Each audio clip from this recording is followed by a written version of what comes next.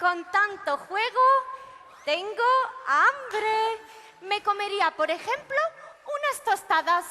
Yo también, con mantequilla y un tazón de leche con galletas. Ah, pues yo prefiero ensalada y zumo. ¡Oh! ¡Sí! ¡Zumo de melocotón!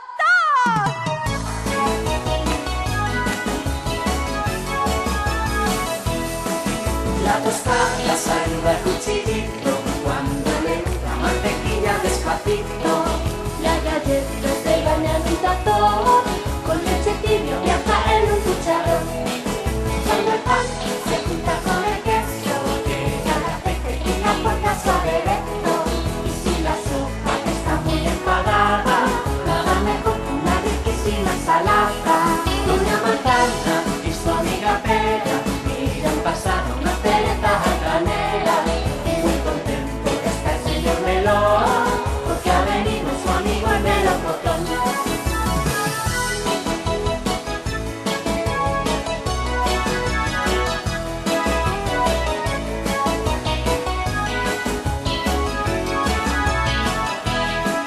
La tostada saluda al cuchillito cuando le unta mantequilla despacito.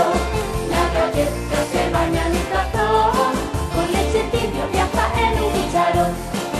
Cuando el pan se junta con el queso, llega el aceite y la corta su aderezo. Y si la sopa está muy enfadada, nada mejor que una riquísima ensalada.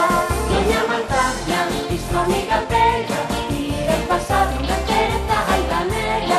Y muy contento está el señor Melón, porque ha venido su amigo el melocotón.